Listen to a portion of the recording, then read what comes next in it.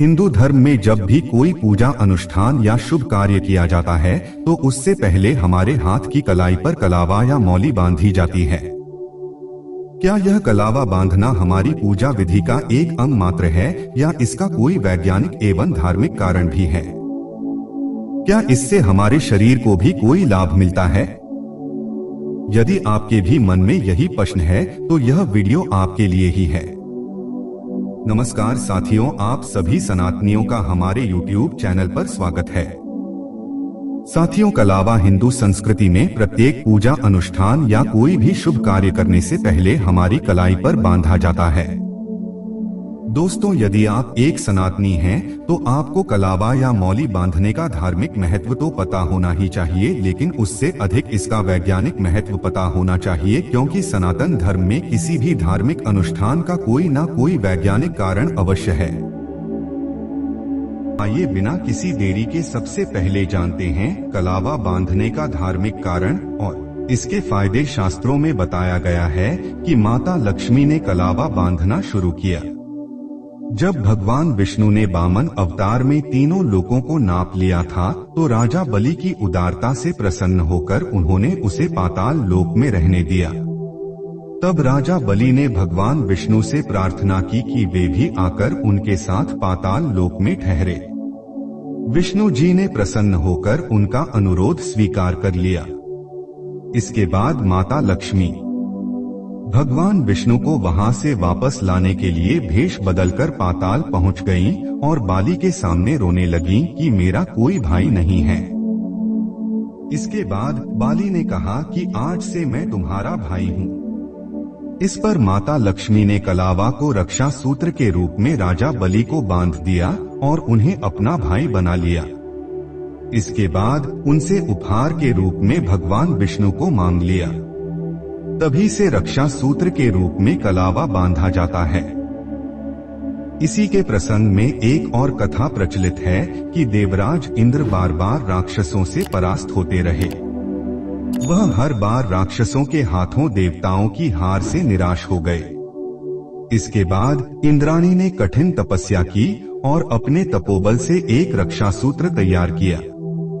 यह रक्षा सूत्र इंद्राणी ने देवराज इंद्र की कलाई पर बांधा। तपोबल से युक्त इस रक्षा सूत्र के प्रभाव से देवराज इंद्र राक्षसों को परास्त करने में सफल हुए। कलावा बांधने के धार्मिक फायदे। मान्यता है कि अगर कलाई पर कलावा बांधा जाए तो इससे आने वाली परेशानियां टल जाती हैं। कलावा बांधने से ब्रह्मा, विष्णु और महेश के साथ साथ देवी सरस्वती, लक्ष्मी और पार्वती की विशेष कृपा प्राप्त होती है। लाल रंग का कलावा बांधने से मंगल ग्रह मजबूत होता है। अगर पीले रंग का कलावा बांधा जाए तो यह गुरु ग्रह को मजबूत करता है।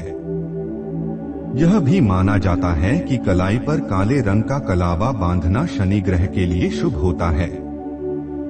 यह बात तो इसके धार्मिक महत्व की हो गई, लेकिन अब बात आती है कि क्या इसका कोई वैज्ञानिक फायदा भी है या ऐसे ही सनातन धर्म में कलावा बांधने की रीत चली आ रही है। क्या पंडितों द्वारा लोगों को सिर्फ मूर्ख बनाया जा रहा है? अगर आप भी जानना चाहते हैं तो आपको सबसे पहले दो चीजें जान लेनी चाहिए। एक है एक्यूप्रेशर थेरेपी और दूसरा है नर्वस सिस्टम। एक्यूप्रेशर थेरेपी चीन का पारंपरिक उपचार का माध्यम है। इसमें शरीर के विभिन्न हिस्सों के महत्वपूर्ण बिंदुओं पर दबाव डालकर बीमारी का उपचार बिना दवाई, बिना इंजेक्शन आदि के किया जाता है। एक्यूप्रेशर थेरेपी का परिचय देने का तात्पर्य केवल इतना था कि आप लोग यह जान सके कि बिना दवाई के उपचार वर्तमान में भी संभव है। अब बात करते हैं नर्वस सिस्टम की। नर्वस सिस्टम के द्वारा शरीर के विभिन्न अंगों पर नियंत्रण एवं अंगों में सामंजस्य स्थापित होता है। नसें भी हमारे शरीर के इसी नर्व सिस्टम का पार्ट है और आपको बता दें कि शरीर की अधिकांश अंगों तक पहुंचने वाली नसें हाथ की कलाई से होकर गुजरती हैं। जिस प्रकार एक्यूप्रेशर से दबाव डालकर उपचार किया जाता है, उसी प्रकार हाथ में कलाई पर कलावा बांधने पर कलावा इन नाड़ियों की क्रिया को नियंत्रित करता है, जिससे नसों में रक्त के प्रवाह संबंधित बीमारियां जैसे ब्लड प्रेशर, हार्ट अटैक, यहाँ तक कि डायबिटीज, लकवा और कैंसर जैसी बीमारियों के होने का खतरा बहुत कम हो जाता है।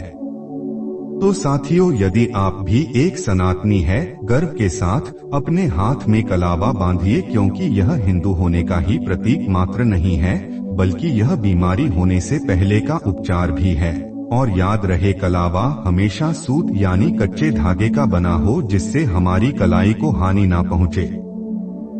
तो साथियों, आपने आज सनातन पूजा अनुष्ठान की केवल एक विधि कलावा बांधने के धार्मिक और वैज्ञानिक कारणों को जाना। आगे आपको ऐसे ही अलग अलग हिंदू अनुष्ठानों के पीछे के वैज्ञानिक एवं धार्मिक कारणों को हमारे चैनल के माध्यम से बताया जाएगा।